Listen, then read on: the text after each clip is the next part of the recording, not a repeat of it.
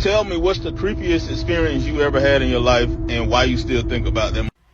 Many years ago, when I was about 13, 14, I had a terrifying dream that my brother had a seizure and stopped breathing, and I had to give him CPR, and there was like this owl, and there was all this like representation, animal, and symbolism in my dream. I woke up sweating, crying. I just sat at the kitchen table from like 4 a.m. to whenever my parents woke up, crying, and I told them about it. And then 3 days later, my brother had a seizure, stopped breathing. I had to give him CPR. He was wearing the same pajamas and everything. It was the craziest thing.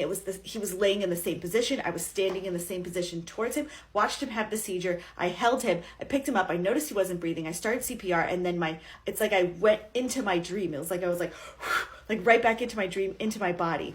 It was the craziest thing. He was in a coma for days.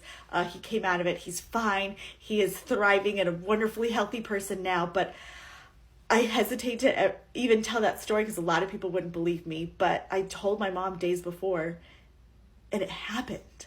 What does that mean?